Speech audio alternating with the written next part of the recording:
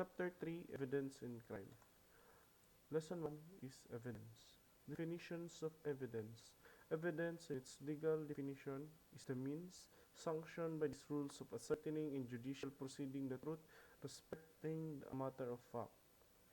Evidence also refers to any material which tends to persuade the court of the truth or probability of some fact alleged or asserted before it. There are three types of evidence, namely oral testimony, documentary, real and circumstantial evidence. Evidence refers to all means by which any alleged matter of fact whose truth is investigated at judicial trial is established or disproved. Three forms of evidence in criminal investigation. First one is physical evidence, the second one is testimonial evidence, the third one is documentary evidence. Physical evidence. Physical evidence or also called object or autopic or real evidence. It refers to physical object used as evidence which is obtained through searches at the scene of the crime. It is not limited to that which is known through the sense of vision, but is extended to what the sense of hearing, taste, smell, and touch is perceived. It may include the following: firearms, knife or bolo, blood, semen, saliva, human or animal biological samples, finger and footprints, tool marks and tire tracks. Next one, hairs, fibers, glass, paint, and other trace evidence. Side note, greater credence is given to physical evidence as evidence of the highest order because it speaks more eloquently than 100 witnesses. Category of physical evidence. The first one is associative evidence. These are pieces of evidence which links a person to a crime. The offender leaves clues at scenes such as weapons, tools, garments, fingerprint, or foot impression. Broken headlight glass found at the crime scene in a hit-and-run situation. Wearing apparel of the offender and other articles of value may be recovered at the rape scene. Second one is tracing evidence. These are evidence that may assist the investigator in locating the suspect. Aircraft or ship manifest, physician's clinic records showing medical treatment of suspect or injuries sustained in encounter. Blood stains recovered from the area traversed by the wounded suspect and for direction of the movement are examples of tracing evidence. Trace evidence is a subcategory of physical evidence that is minute, transient, but measurable. Typically, this evidence does not appear until later items of physical evidence are subjected to closer examination in laboratory. A physical evidence could either play associative or tracing depending on the evidence role or participation in crime or crime scene. The second part is biological and transient evidence. Biological evidence. It refers to evidence that is commonly recovered in crime scene. Each biological evidence has a unique importance and its own probative value. It is an evidence that can be tested through DNA mapping and other profiling methods. It consists of body fluids and tissues that has a particular significance since DNA analysis can be conducted in many instances. Some biological evidence such as DNA include blood, saliva, semen, blood, skin, cells, hair, urine, and fecal material. Second one in biological and transient evidence is transient evidence. It refers to evidence that by its very nature can be easily changed or lost. For instance, transient evidence includes temperature, odor, blood in the rain, and some biological and physical phenomenon. It indicates elements of physical evidence that might be expected to degrade or disappear within particular time frame.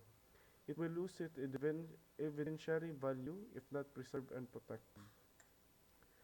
What is corpus delicti? It is a Latin term for the body of the crime. It is a legal term used to describe physical or material evidence that a crime has been committed, such as the corpse of the murder victim or the cleaned of the torch building. This is used to refer to the underlying principle that without evidence of a crime having been committed, it would then just to convict someone. Other specific kinds of physical evidence, such as soil, paint, tool mark, shoe prints, impressions, videotape evidence, dental evidence, computer and other electronic evidence. Testimonial evidence. It is also known as eyewitness testimony or communicative evidence. It is the product of interview and interrogation from which witness smell, hear, taste, and touch are being described through oral and written testimony. Kind of testimonial evidence is ordinary witness. Any person who perceived the commission of a crime and testified before the court is just considered as an ordinary witness. A witness can testify only to those facts which he knows of his own knowledge, that is which derive from his own perception, except as otherwise provided in these rules. Expert witness. A person whose testimony concerning the investigation of crime is based on his training and experience. Hence, a physician who confirmed before the court the cause of death of a victim is considered as an expert witness. What is witness? A person who testifies under oath in a trial or a deposition in the lawsuit. The plaintiff or defendant may be witness. Witnesses have first-hand knowledge about matters relevant to the case, and their testimony is subject to the applicable rules of evidence. In its legal definition, it refers to a person's can perceive and perceiving, can make their own perception to others, may be witness. What is deposition? It is a testimony taken orally with an attorney asking questions and the deponent is the individual being questioned, answered while a court reporter or the tape recorder, or sometimes both, records the testimony. This deposition testimony is generally taken under oath. The court reporter and the deponent often sign affidavits attesting to the accuracy of the subsequent printed transcript. Deposition is testimonial evidence. Documentary evidence. It refers to writings, including official records or contents that could speak for themselves when read by the investigators and court. It consists of writing or any material containing letters, words, numbers, figures, symbols, or other modes of written expression offered as proof of their contents. Documentary evidence are, but not limited to the following: birth and death certificate, necropsy report, and medical examination. Lesson 2. Legal classification evidence. An ability to establish a fact in dispute of an evidence. The first one is direct evidence. It is that which proves the fact in dispute without the aid of any inference or presumption. The evidence presented corresponds to the precise or actual points at issue. Second one is circumstantial evidence or indirect evidence.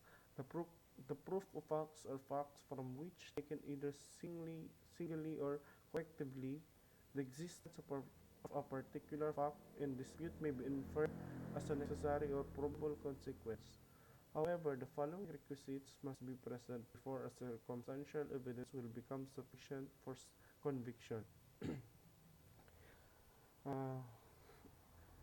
Other types of for having the circumstantial evidence, there's more than one circumstance, the fact, and the second one is a fact from which the inferences are derived and proven.